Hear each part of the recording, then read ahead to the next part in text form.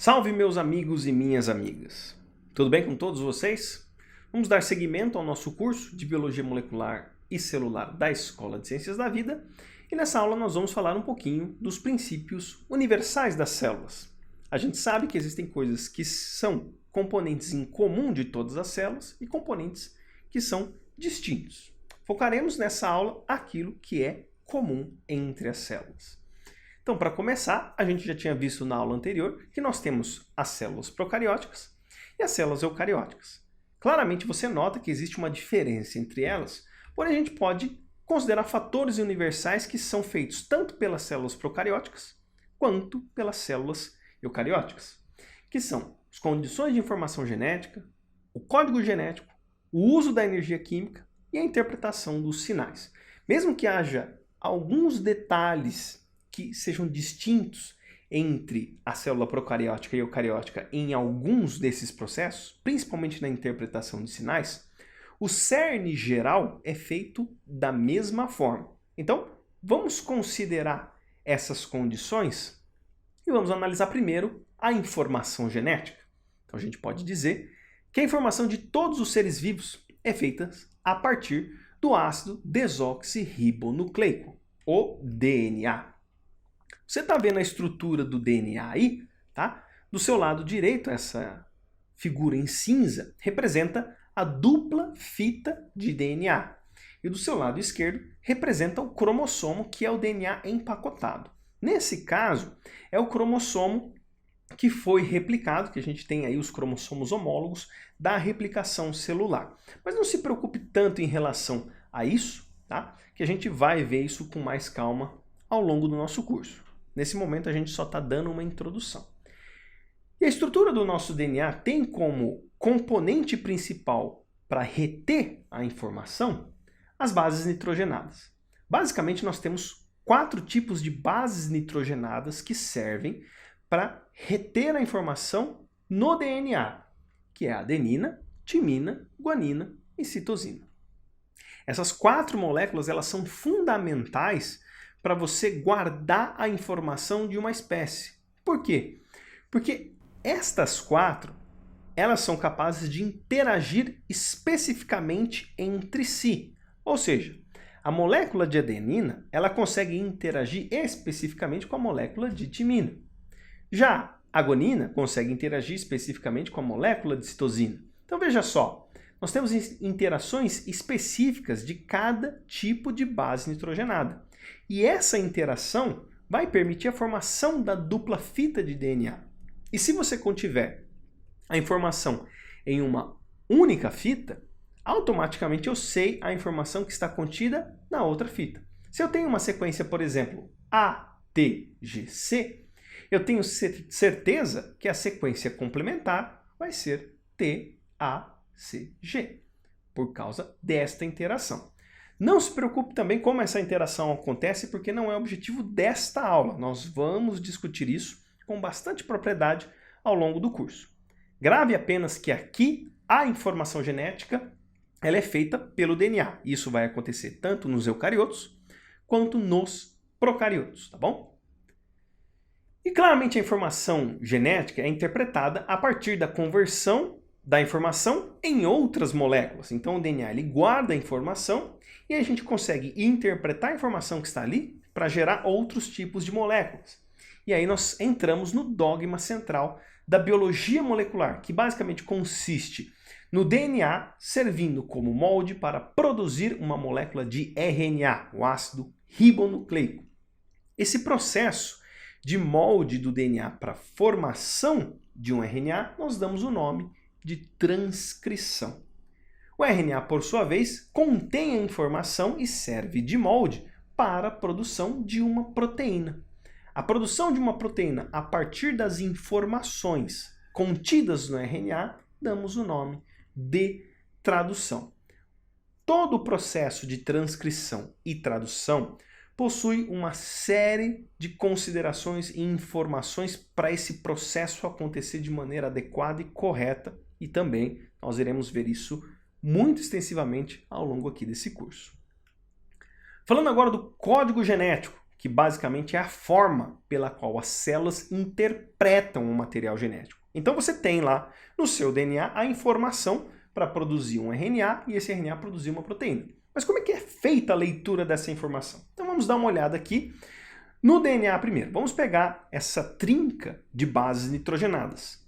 TAG, timina, adenina e guanina. Essa trinca de bases, por sua vez, vamos fazer a transcrição dela para uma molécula de RNA. A transcrição basicamente é a leitura da sequência de DNA de modo complementar. Então, se nós temos um T, colocaremos um A. Se nós temos um A, nós colocaremos um U ao invés de T. Por quê? Porque no RNA, a timina é substituída pela uracila. E no caso do G, que é a guanina, trocaremos por uma citosina. Isso, obviamente, seguindo aqueles parâmetros que nós vimos nos slides anteriores, que é a interação da adenina com a timina e a guanina com a citosina. Pois bem, essa trinca de bases de RNA vai servir de informação para trazer uma molécula de isoleucina. Perceba que essa trinca AUC, na tradução, ela é lida para se incorporar uma molécula de leucina. Nós chamamos essa trinca de códon. E o códon é a trinca de bases que corresponde a um aminoácido. Então, para cada trinca de bases de RNA, nós teremos um tipo de aminoácido incorporado na cadeia polipeptídica, ou seja, na formação desta proteína.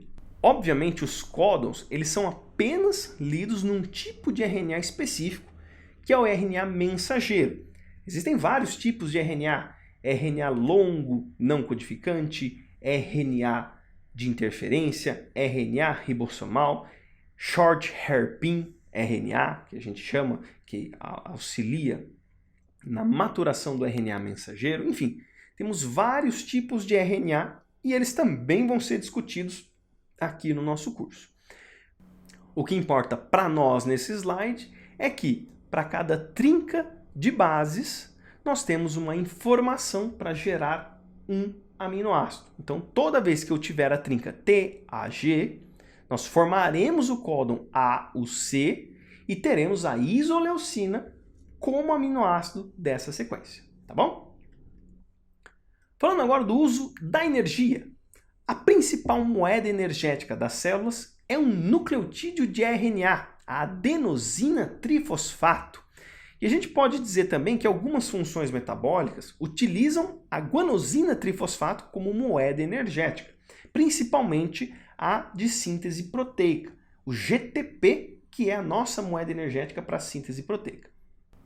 Além de outros processos metabólicos. Mas enfim, o ATP é a nossa principal moeda energética para a maior parte dos processos das nossas células. E basicamente essa é a estrutura da adenosina trifosfato. Você tem os grupamentos fosfatos aqui, certo? Temos uma pentose, que no caso aqui é a ribose, e a adenina ligada na ribose, tá bom? Quando nós promovemos a hidrólise da adenosina trifosfato, nós vamos liberar um fosfato inorgânico mais a adenosina difosfato. Essa hidrólise do fosfato do ATP vai produzir energia. Essa energia da hidrólise vai servir para realizar os processos celulares que acontecem nos organismos. Então, o ATP ele é continuamente hidrolisado e sintetizado. Existem várias formas para você hidrolisar esse ATP e várias formas também de síntese que vai ser discutido ao longo aqui do curso. Mas saiba que, com esse slide, o ATP é a moeda energética, seja dos procariotos, sejam dos eucariotos.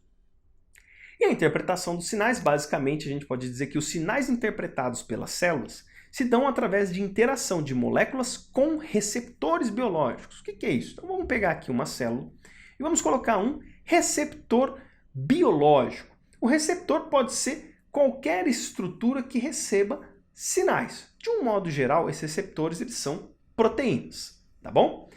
E aí, esses receptores biológicos, eles vão receber a mensagem do seu sinalizador, que pode ser qualquer coisa, macromolécula, compostos orgânicos, inclusive condições físicas de alteração das condições celulares. Então, pressão, aumento, diminuição de temperatura, enfim.